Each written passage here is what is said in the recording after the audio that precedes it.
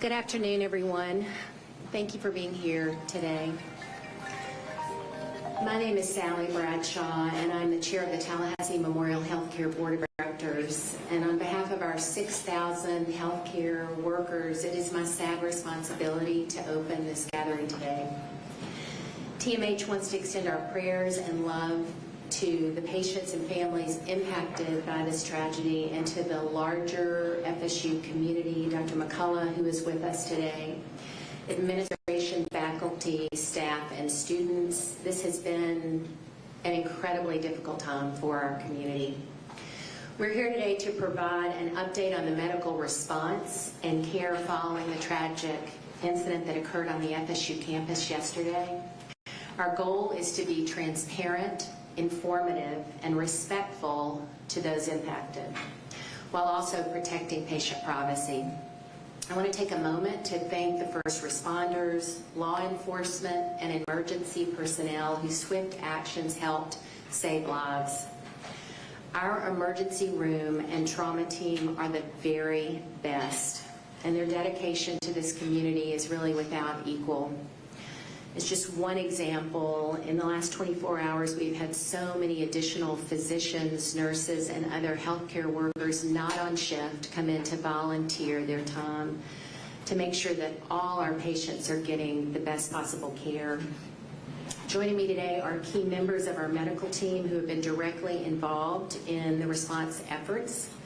They'll share updates on patient conditions, they'll explain the medical protocols we have followed, and answer questions as appropriate. But first I want to invite Dr. Richard McCullough, President of FSU, to make a few brief remarks. Dr. McCullough.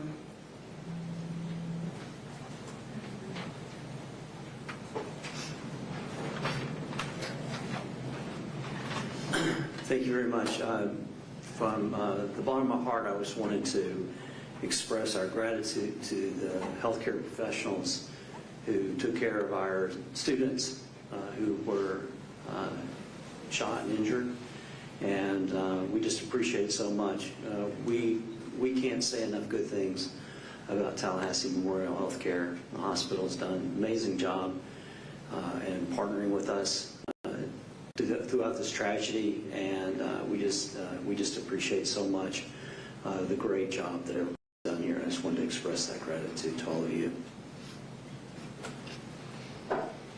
Dr. Brett Howard, I think will start us off.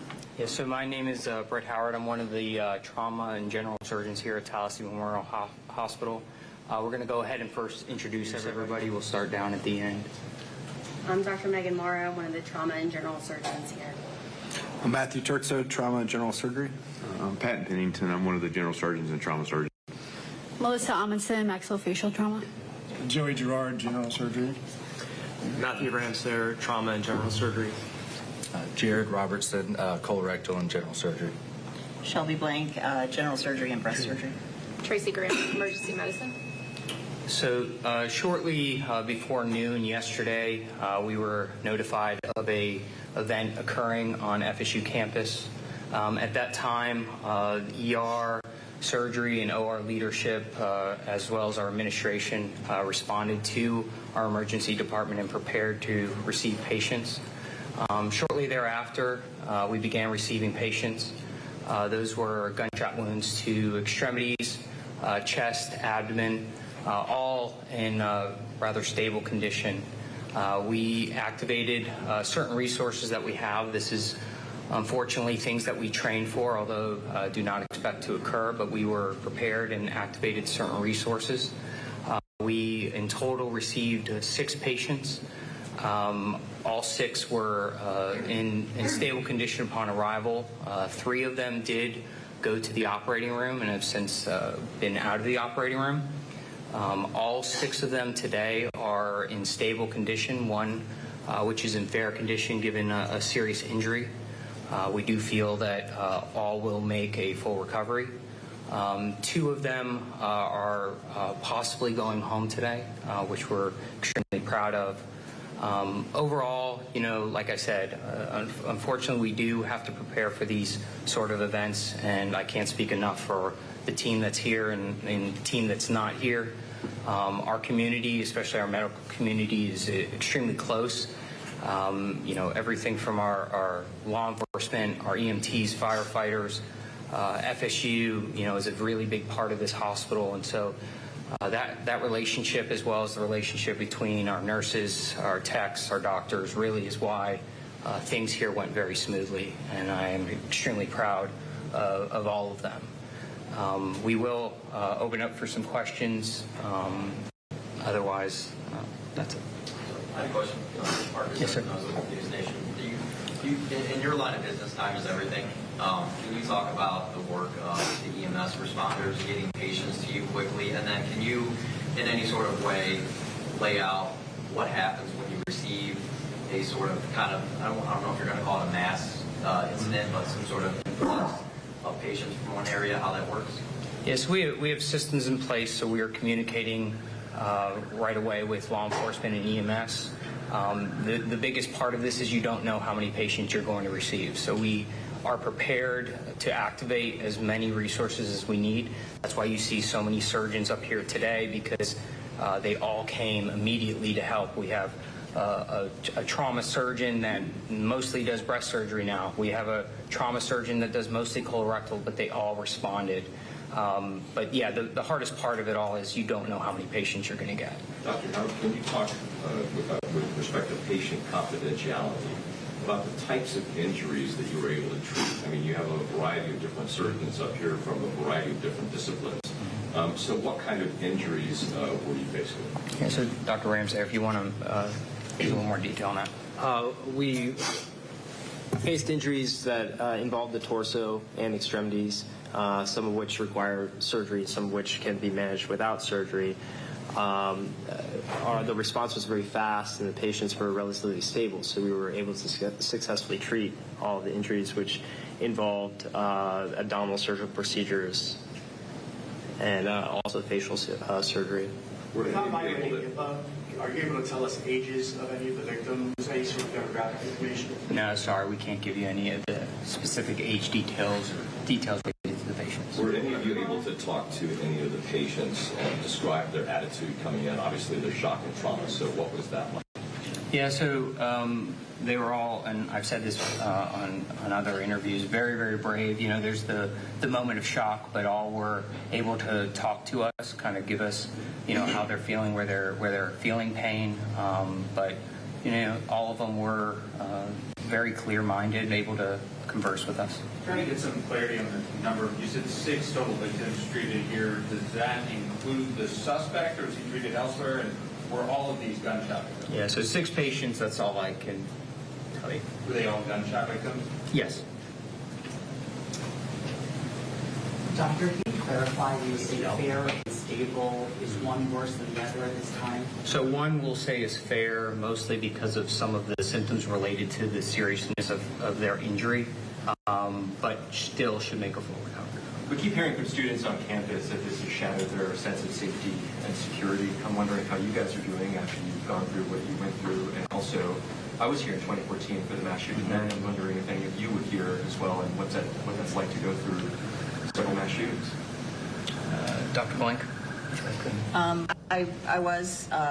It was, obviously a little more of a limited situation, but I think, unfortunately,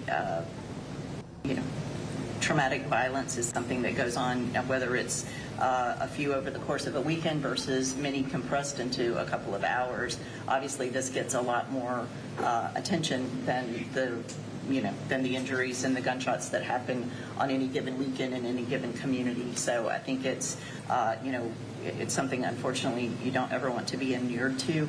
But I think that, we were very lucky.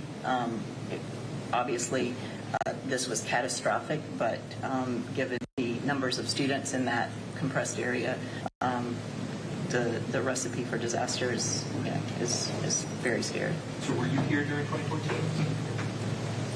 In 2014, there was students, all the students survived, but one did have drumstick miscarriage. When you say all of the patients are expected to make full recovery, will any have lasting issues like that? Again, I won't give any specifics at this time. I would say comparably, I expect all 6 to make full recoveries. The 2 deceased, did they make it here at all? Was there any chance to, or was that an issue on just that? No, we received 6 patients. What is the condition of the shooter? The condition of the shooter right now? We have no comment on any sort of related to the shooter. Yeah, we have 6 patients here. So that's the clarification. You can't say that you, Correct. And you can't say that they're students or not. Correct. So you have 6 victims here of a mass shooting. How does it work with them being treated? Are they on the, say for instance, they don't have insurance, the victims, are they on the hook? Do they have to pay, or does the state pay, or how does that work? We treat every patient the same. All of that is handled separate from what we do. So yeah, again, we don't check insurance cards. As far as the injuries are concerned and the caliber of weapon used, could you get into those details at all? Were there multiple types of calibers? I only say this because there was an eyewitness who told me they believe they heard 2 different types of guns used by the gunman. Yeah, I don't have any specific information on that. The patient was in fair condition. Was that the one who required facial surgery, or did you just say? I can't speak. I'm sorry. Is there a patient that required facial surgery? Yes. What would you say you learned from that event? I mean, because you guys, I think every time something happens, I'm sure you guys regroup, talk about it, and then, try to implement, God forbid, again. What was this like for you guys? I'll say our system worked. We at least do 1 simulation a year. Again, we were prepared. We always like to say we learn something from every sort of interaction and any sort of event. So, but if anything, I'm just proud of everybody. I think what speaks to it is the relationship we have with our entire staff, with our hospital, and just the importance of continuing to practice. 1 simulation a year, is that table exercises, or do you have people? We do a full event. What are the differences or similarities between reality and exercise? Well, you can never replicate what just happened yesterday without living it. But we have all staff respond to it. Everything from our blood bank to other personnel that are in other parts of the hospital, our administration. Everybody is involved in those simulations. But again, it doesn't complete. You don't get that anxiety, that the stress that you do with the real event. Doctor, when you talk about injuries to the face and the torso, how fortunate are some of these victims to be able to walk away and make it to recovery? Yeah, so definitely very fortunate. Dr. Amundsen is our oral maxillofacial surgeon, so I'll let her speak a little bit more without going into details related to that. I'm sorry, what kind of question do you have about? How fortunate are some of these victims to walk away being able to make a full recovery, even though they receive wounds to the face and the torso? Yeah, fortunate. I mean, we treat a lot of these types of injuries here, actually, ballistic injuries in particular. And so the course is generally protracted, several months, but we always return them to full function at the end. We've got time for 2 more questions. We need to let them get back to work. Members of the community, I mean, is there if they want to help, is there blood that's needed, or just want them to kind of help themselves? No, I'd say at this point, the best thing for the community is, just support each other. We know that there's a lot of advocates out there. We know we have our chaplain services. We have a lot of services to kind of cope with what's just happened. So we don't need any sort of blood donations, although I always say go out and donate blood. But yeah, no, nothing like that. The location of the hospital being so close to the university, kind of the time thing, we all know is the most important, right? I mean, the people on the ground probably got it to this stage. You guys figure that all of it worked probably to your advantage by having it. Yeah, absolutely. We are a level 2 trauma center, the only within a certain distance, in the Big Bend. So we know what role we play.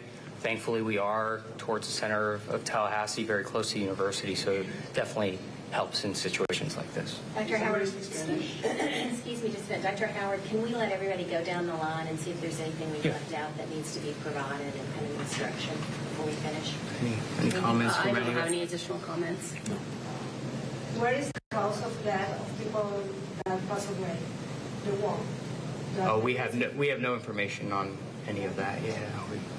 Just have a last timeline question. When would you say things were under control, or what sort of phrase would you use for that, from getting the first patient until things were? Within an hour. We had at least 2 patients in the operating room within an hour. We talk about time from patient arrival to getting CT scans. That was within an hour. So you talk about 6 patients, that's impressive. Was there a victim treated for non-gunshot wounds? Not that I'm aware of.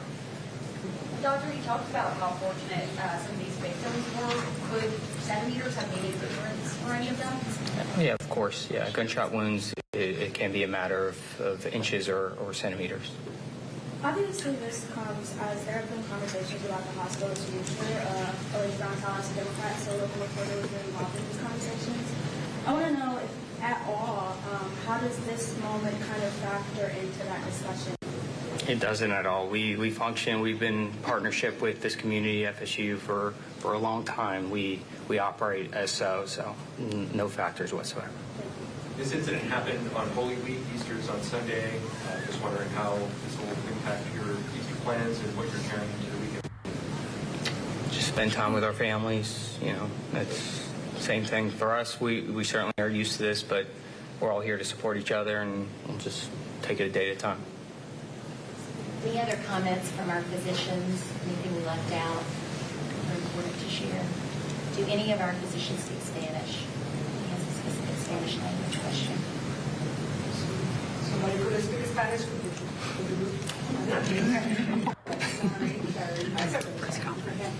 think this will be it, guys. Thank you for what you did. Thank you for being so gracious with your time. Thank you. We have an amazing team. Thank you all for being here.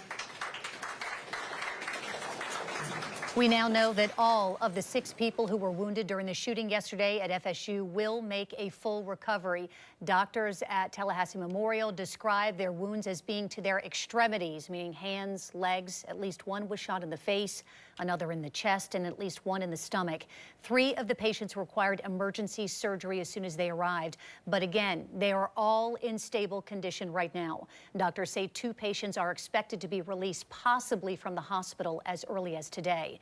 Doctors would not release any information, as you heard, about the age of the patients, so we still do not know if any of them are students. But they did acknowledge that they were all very lucky that the wounds were not worse, given that a gunman, as we know, opened fire during a busy time on campus yesterday. That gunman, identified as a 20-year-old student at FSU, was also wounded and has been arrested. His condition was not released, but the sheriff did say yesterday that his injuries are not life-threatening. I'm Jennifer Waugh. Thank you for joining us. We continue to follow the tragedy at Tallahassee, and we'll have much more later today on News4JAX. In the meantime, I now return you to your regularly scheduled programming. See why every day more people are choosing News4JAX, Northeast Florida and South Georgia's #1 source for local news.